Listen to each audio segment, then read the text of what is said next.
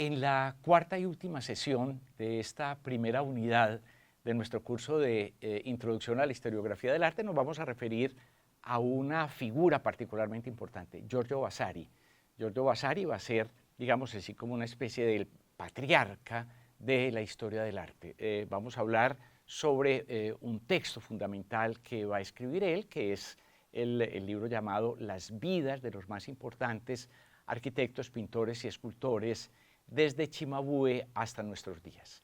Es importante que veamos, que pongamos atención a los aspectos metodológicos que maneja Giorgio Vasari y que van a dar una pista para lo que vamos a encontrar después en la historia del arte. Vamos a hablar entonces de Giorgio Vasari. Vasari vivió entre 1511 y 1574. Es necesario decir que fue un notable arquitecto, famoso arquitecto, pintor, admirador de Miguel Ángel y muy admirado en toda Italia. Pero seguramente para lo que más nos interesa de Vasari es que fue uno de los pioneros fundamentales de la historia del arte con su libro Las vidas de los más excelentes pintores, escultores y arquitectos italianos desde Cimabue hasta nuestros tiempos. No se trata de una historia del arte como puede que la entendamos hoy. Se trata sobre todo de una historia del arte como historia de los artistas, llena de anécdotas, de leyendas, en los cuales se busca siempre exaltar la persona del artista, insistiendo en que es necesario conservar la fama de los grandes creadores. No es tampoco una historia general del arte porque, como he dicho, pues se limita fundamentalmente a un momento particular de Italia y, vale la pena decir también, se limita sobre todo a la región de la Toscana, que es digamos, la región alrededor de Florencia y de la propia ciudad natal de Vasari, que era la ciudad de Arezzo. Pero por mucho tiempo este va a seguir siendo el paradigma de la historia del arte. Hay una primera edición de Las vidas que apareció en el año de 1550. Quiero decir de entrada un asunto que puede parecer insignificante, pero creo que es importante, y es el hecho de que en aquella época, en la lengua italiana de ese momento, que era la lengua toscana, no existía todavía la palabra artista. Vasari va a utilizar siempre la palabra artífice. En la actualidad, artífice y artista son palabras realmente sinónimas, pero es un hecho que la palabra artífice hace referencia sobre todo a la ejecución de una obra con habilidad, con destreza. En ese sentido, es interesante señalar que inclusive, pues, por motivos de carácter lingüístico, Vasari permanece todavía o conserva todavía ciertos rasgos que lo vinculan con el contexto de la Edad Media. En el año de 1568 aparece una segunda edición, la primera de 1550, la segunda de 1568, en la cual Vasari agrega algunas vidas de artistas que en ese momento pues eran importantes. Quiero señalar un hecho, y es que desde el principio él dedica el libro al duque de Florencia, Cosme I, duque de Florencia, para insistirle al duque en el hecho de que si la gente estudia, los artistas podrán ser cada vez mejores. Si los artistas ven la enseñanza de los grandes maestros y particularmente la enseñanza de Miguel Ángel, que Vasari va a considerar que es el culmen del arte, pues el arte podrá seguir siendo importante. Es claro que el libro no se dirige al público, no está hecho realmente para el público en general, privilegia sobre todo el carácter de producción de las obras más que de la recepción de las obras. El objetivo es, como ya he dicho, exaltar a los artistas frente a los propios artistas y en ese sentido, pues Vasari es bastante libre en los elementos que utiliza, a pesar de que hace una investigación muy intensa en todo el territorio italiano. Vasari no se preocupa mucho por comprobar fechas y datos y en realidad, a pesar del gran valor que tiene el texto, la obra está llena de muchos errores. Vasari mismo, he dicho, era pintor. Cuando representa a los artistas, por ejemplo, a los poetas toscanos, en el centro de esta pintura están representados Petrarca, Boccaccio y Dante. Pues el objetivo que tiene, el propósito que tiene es en realidad el mismo del Vasari que escribe las vidas. Lo que quiere es conservar la fama de los grandes maestros. Lo que él señala es, en última instancia, que el tiempo acaba con las obras. El hollín destruye las obras se pudren, se deshacen, en cambio las palabras permanecen. Escribir sobre los artistas significa conservar para el futuro el recuerdo de su fama y de su grandeza. Esa idea de la fama, es importante señalarlo, nos puede parecer ahora bastante insignificante, es posible, pero es importante señalar que es una constante del pensamiento humanista, ya desde la antigüedad. Los romanos entendían que era el recuerdo el que garantizaba la inmortalidad. Mientras se acordaran de uno, uno de alguna manera seguía viviendo. Lo que vamos a encontrarnos más adelante es que paulatinamente se abandona la preocupación por la vida del artista y el interés se traslada a las obras de los artistas. Vasari, he dicho, pues dedica su obra a Cosme I, duque de Médicis, y lo exalta pues sobremanera.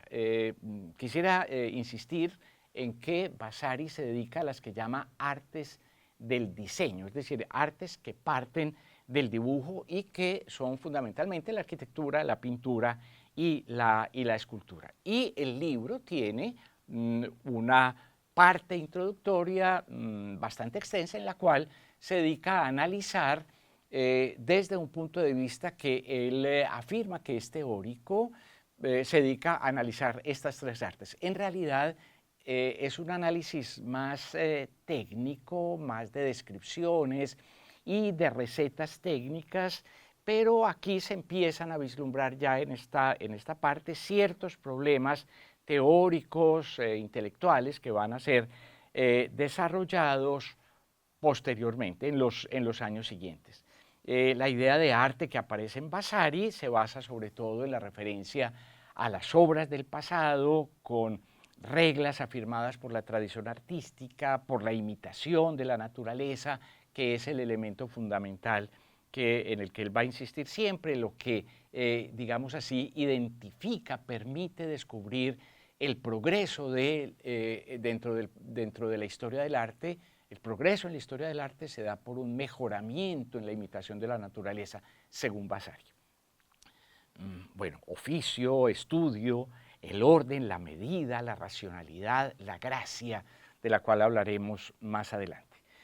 Arranquemos un poco un seguimiento del desarrollo histórico que hace Vasari, señalando primero que todo que él define, digamos, un antes de su texto. En la Edad Media, hasta mediados del siglo XIII, es decir, hasta más o menos 1250, Vasari afirma que esa es una época oscura, donde no sucedió nada bueno. Las obras de arte, las obras de esa época, dice él, son monstruosas, no tienen absolutamente ningún valor. En realidad las rechaza porque no corresponden a su idea de arte, como es absolutamente claro. Pero es interesante señalar también que no se preocupa por hablar mucho del arte griego o del arte romano. Y la explicación es clara, él dice, porque ya de eso se habló, ¿no es cierto? Ya hay textos escritos sobre eso. Sabemos bien, ya por las sesiones anteriores, que esos textos eran mínimos, pero él considera que es suficiente para que se conserve la fama de los artistas. Su estudio empieza con Cimabue, que trabaja en la segunda mitad del siglo XIII. Y aquí arranca la presentación de ese libro de las vidas. Las vidas están divididas en tres partes. Esas tres partes tienen un cierto carácter biológico, planteados por él mismo, digamos así, es el nacimiento, el desarrollo y la plenitud. La primera edad, la primera etapa que él analiza es la del surgimiento, digamos así, la infancia del arte. Es un periodo que comprende más o menos entre 1250 y 1400. Vasari reconoce la figura de Giotto, o reconoce a Giotto como la figura central en todo este proceso, una figura que ha logrado romper con el arte de los bizantinos. La segunda edad corresponde al desarrollo, al esplendor de la juventud. Vasari identifica eso con el arquitecto Filippo Brunelleschi, Masaccio, Donatello, que son los pioneros del Renacimiento que nosotros estudiamos regularmente, y en sentido cronológico corresponde a las tres primeras las tres primeras cuartas partes del siglo XV, es decir, entre 1400 y 1475 aproximadamente.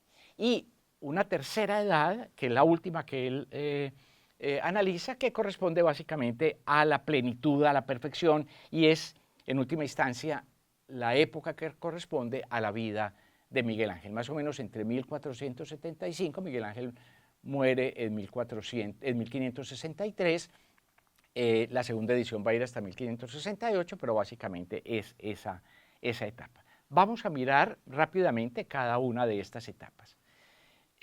Como se ha dicho, la del nacimiento del arte, la primera etapa del nacimiento del arte, comienza con Cimabue, aunque estamos todavía muy lejos de las proporciones, de la perfección de la vida.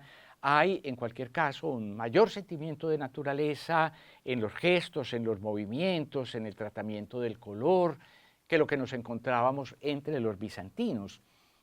En este Cristo de Cimabue, pues nos encontramos que el cuerpo forma una cierta curva, es decir, piensa más en lo que puede ocurrir con un cuerpo crucificado, aunque los brazos se mantengan perfectamente horizontales, y sobre todo pues se puede notar al lado y lado de la cruz de Cristo las figuras de la Virgen María y de San Juan Evangelista, que expresan sentimientos, emociones, algo que no había ocurrido anteriormente.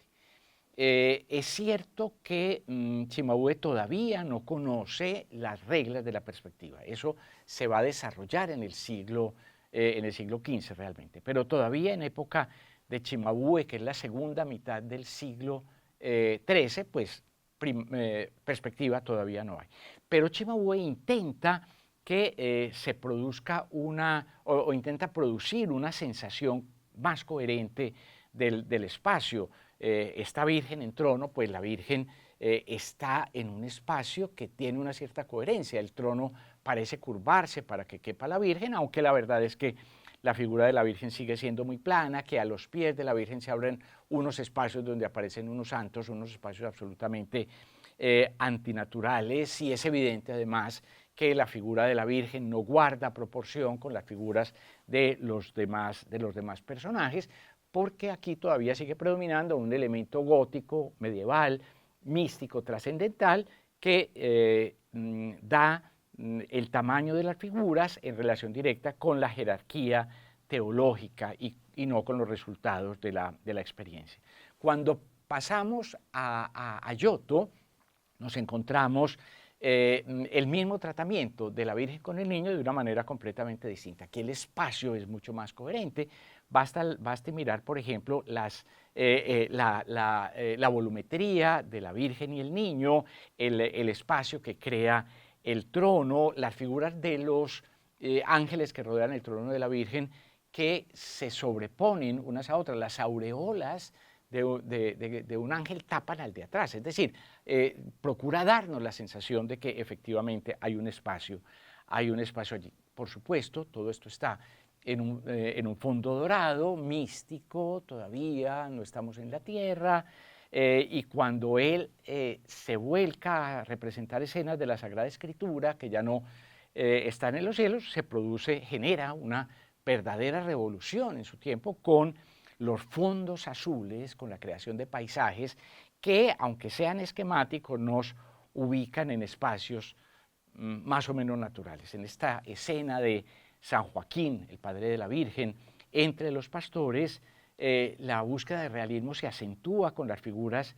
de los personajes. Hay el pastor que está al fondo nos mira y en ese sentido nos introduce dentro de la escena, mientras que el otro pastor está casi girado, nosotros casi no lo vemos, de tal manera que nos aparece en realidad no como un modelo que posa, sino como una persona concreta que vive y se mueve libremente en el espacio.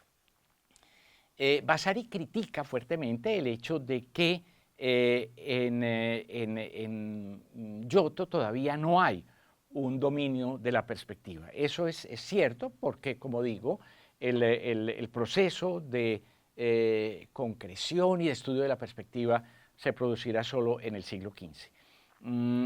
Cuando necesita producir efectos de perspectiva, Giotto recurre a procedimientos bastante escenográficos, teatrales. En la escena del nacimiento de la Virgen, lo que él hace es fundamentalmente quitar la pared que da hacia nosotros. Es cierto que el espacio que hay adentro pues es un poco falso, ¿no es cierto? Los personajes no guardan mucha coherencia todavía con el espacio, pero es evidente que Giotto logra transmitirnos plenamente la idea que quiere comunicar. Aunque Vasari con alguna frecuencia critica a Giotto, también reconoce que hasta ese momento no había existido un pintor tan grande y tan importante como Giotto. Insiste en que la fama de la que gozó en su tiempo se debe fundamentalmente a sus obras, lo que es muy importante. Quizá una de las obras más interesantes de Giotto es el llanto sobre Cristo muerto, que está pintado en uno de los muros de la capilla de la Arena en Padua. La sensación de dolor es muy intensa, ¿no es cierto? La Virgen se abraza al cuerpo de Cristo, la Magdalena toma los pies del muerto, San Juan abre los brazos de manera desesperada, hasta los ángeles lloran en el cielo. Toda la estructura se basa además en una línea diagonal que tiende hacia el ángulo inferior izquierdo de la escena y eso produce una sensación de movimiento que también mueve nuestra sensibilidad. Impactantes esas dos figuras, esas especies de bultos que hay en primer plano, amarillo y verde, que hacen que nosotros nos sintamos como si nos estuviéramos asomando por encima de ellos para ver lo que está ocurriendo. Giotto tenía fama de que podía reproducir cualquier cosa. Boccaccio en el Decamerón señala eso, dice que la gente creía que era natural lo que Giotto pintaba. Y quizá uno de los elementos en los cuales se basa esa fama sea en las pinturas monocromáticas que realizaba Giotto, que en principio parecían representaciones que eran representaciones pintadas de la escultura, pero que en un primer momento la gente pensaba que eran la escultura misma. Esa capacidad de engañar el ojo en la pintura es en buena medida el camino del progreso en el arte que Vasari intenta formular a lo largo de sus vidas. Pero pasemos a la segunda edad, que se desarrolla a partir de la obra de Brunelleschi, Masaccio y Donatello, y que, como he dicho, abarca lo que decimos el Renacimiento propiamente dicho, más o menos hasta 1475. Son obras ahora de una gran perfección, quedan atrás muchos de los problemas criticados en la primera edad, se reconoce que se desarrolla perfectamente la perspectiva la descubre o la reinventa, en realidad los antiguos ya tenían formas de perspectiva, la reinventa Brunelleschi y la va a sistematizar León Battista Alberti, sobre quien ya hemos hablado. Brunelleschi es fundamentalmente arquitecto y utiliza la perspectiva para lograr que sus edificios sean racionalmente proporcionados, edificios muy rigurosos, con proporciones absolutamente perfectas. Una obra como el Pórtico del Hospital de los Inocentes de Florencia, iniciado en 1419, una fecha que quizá podemos decir marca el comienzo del Renacimiento, tiene además un valor especial, y es que es una obra de carácter social, sirve para los huérfanos de la ciudad. Esa idea de que el arte debe contribuir a la vida de la ciudad está también presente siempre en las vidas de Vasari. Brunelleschi es también el autor de una obra como la cúpula de la Catedral de Florencia, una obra arquitectónicamente perfecta, podemos decir. Vasari reconoce que ni siquiera en la antigüedad clásica grecorromana se produjo una obra de un valor tan grande. Es un poco ambigua la posición de Vasari frente a esta segunda época. Insiste en que las obras son bellas y buenas, pero dice que todavía no son perfectas, que todavía se puede hacer algo mejor. En el campo de la pintura, detengámonos solamente en esta obra de Tommaso Masaccio, compañero de Brunelleschi, muerto muy joven. Esta pintura que se llama El pago del tributo, que se refiere a una escena evangélica, cuando Cristo y los apóstoles van a entrar a una ciudad y el portero de la ciudad les pide el impuesto que deben pagar, pues aquí las figuras están perfectamente organizadas. Quedan lejos los problemas que encontrábamos, que podíamos encontrar en Giotto. Aquí todo está dentro de un espacio perfectamente organizado, natural y arquitectónico, pero también el colorido, la estructura de los personajes, etcétera, digamos así, es perfecta. Y lo mismo en el campo de la escultura. Un ejemplo emblemático puede ser esta escultura ecuestre, el Gata Melata, que se encuentra en la ciudad de Padua, donde se da la sensación casi de que fueran figuras vivas, que fueran personas vivas las que nos encontramos aquí. En el caso de Donatello, pues es muy complejo el panorama. Él se mueve entre lo apolíneo y lo dionisíaco del mundo clásico. En este caso concreto, pues hace referencia de manera muy perfecta a la escultura ecuestre del mundo antiguo. Esa época va a terminar, digamos así, con un proceso de mejoramiento continuo. Si miramos el bautismo de Cristo de Andrea del Verrocchio, vamos a poder distinguir un asunto que es interesante. Por una parte, tenemos las grandes figuras, Cristo y San Juan Bautista, realizadas por el mismo maestro, por Andrea del Verrocchio, pero desde Vasari hasta el presente sabemos que las figuras de los ángeles que están a nuestra izquierda son realizadas por Leonardo, que era discípulo de Andrea del Verrocchio. La sutileza, la delicadeza, el trabajo del claroscuro, la suavidad, la gracia, es lo que va a decir Vasari, que nos encontramos aquí, es completamente diferente. Estamos ya, pues entonces, en la tercera y última edad de las vidas, que se abre en el relato de Vasari con Leonardo da Vinci. Aquí tenemos que se llega a la perfección, dice él, en todos los sentidos: invención, diseño, colorido, claroscuro, volumen. En síntesis puede decirse, según Vasari, que en esta tercera edad los artistas han llegado a todo lo que es posible para un imitador de la naturaleza. Es importante señalar que arte para Vasari es básicamente eso: imitación de la naturaleza. Una imitación que tiene, sin embargo, además unas características especiales. Cuando miramos la obra de Rafael, como esta entrega de las llaves a San Pedro, nos encontramos además que hay una especie de delicadeza, de gracia. Vasari dice, hay un no sé qué, y ese no sé qué es, digamos, una libertad, una facilidad, una licencia. Aquí no todo son reglas y normas y medidas. Lo que nos encontramos es cierta facilidad, dulzura, artificiosidad en el estilo, y Vasari va a insistir mucho que eso, la gracia, esa facilidad, esa esa artificiosidad no se forma con el estudio, sino que es producto de la intuición. Miguel Ángel es el punto culminante de todo este proceso y nos aproxima pues al final de nuestro análisis de Giorgio Vasari. Miguel Ángel está en la cumbre del arte, según según Vasari, perdón, dentro del concepto y dentro de los esquemas de Vasari del arte como progreso.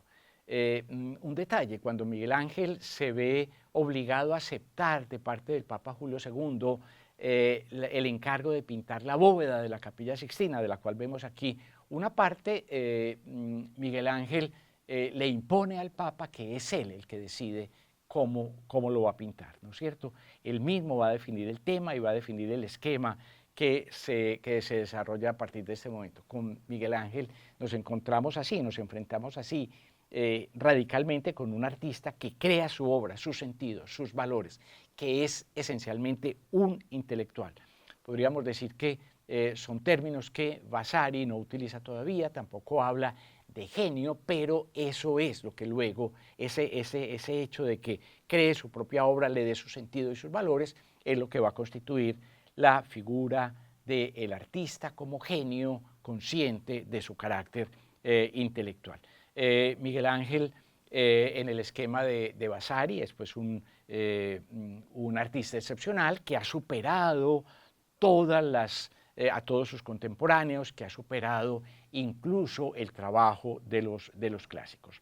Pero es importante, para cerrar con la obra de Miguel Ángel, es importante considerar esta escultura, la última, en la que trabaja, en la que está todavía Miguel Ángel trabajando al momento de su muerte en el año de 1564. La obra de Miguel Ángel va más allá de la belleza. Los artistas del Renacimiento pensaban que el objetivo del arte era la imitación de la naturaleza y que esa imitación desembocaba en la belleza. Miguel Ángel piensa que es al revés, que el objetivo del arte es buscar la belleza y que la imitación de la naturaleza es apenas un medio para llegar a eso. Y entonces, como se trata de buscar la belleza, esa belleza radica también en Dios, radica también en todos los elementos que parten del cerebro, que parten del pensamiento. El arte es una manera de pensar, se pinta con el cerebro y no con las manos, decía Miguel Ángel. Terminemos con dos referencias a Giorgio Vasari. La primera de ellas es que después, poco antes de la muerte de Miguel Ángel, después de la primera edición de Las Vidas, en el año de 1562, crea en Florencia la que se llamó la Academia de las Artes del Diseño, con el patrocinio de Miguel Ángel y del Gran Duque de Toscana. Es importante decir que se trata de la primera institución pública de educación artística en la historia. Es interesante porque se reivindica aquí nuevamente la presencia de los artistas en multitud de grabados que van a estar presentes en la segunda edición de Las Vidas, pero que estaban también presentes en las paredes de la academia. Y finalmente, como una conclusión de todo este proceso, podemos decirnos, bueno, ¿y qué aporta realmente Vasari a nuestra actual visión de la historia del arte? Esa historia del arte como historia de los artistas que nos da. Bueno, se podrían dar muchas respuestas diferentes, pero yo quisiera terminar simplemente haciendo referencia a tres detalles, enunciando tres detalles que plantea Vasari en un momento dado en alguna de sus introducciones, que son los siguientes. En primer lugar, él dice, yo quiero escribir una historia. Es decir, no se trata simplemente de hacer un inventario y de poner una lista como ocurría, por ejemplo, en los textos de Plinio. Él quiere darle una lógica a ese trabajo, por eso se inventa, o por eso divide todo el proceso en las tres edades. En segundo lugar, reivindica que aquí hay un juicio de valor, que no es cualquier cosa, que él, como historiador, él toma decisiones hace juicios de valor sobre las obras y las puede ubicar en su contexto. Y finalmente, en tercer lugar, dice, pero yo no soy un crítico, yo tengo una perspectiva histórica, yo lo que quiero es mostrar cómo se desarrolla este proceso. Una obra fundamental, las vidas de Giorgio Vasari, y una figura fundamental también que nos permite redondear este proceso hacia el desarrollo posterior de la historia del arte. En definitiva, en Giorgio Vasari nos hemos encontrado un tipo de historia del arte particular, que como he repetido varias veces, es una historia del arte como historia de los artistas, dirigida fundamentalmente a los propios artistas y a mantener la fama de los creadores de su tiempo. Nos puede parecer poco significativa una visión como esta porque la vamos a abandonar después, pero es importante que la tengamos en cuenta porque durante 200 años, los siguientes 200 años, de aquí para adelante, este va a ser el paradigma de los escritores que se refieren a los artistas y a la historia del arte.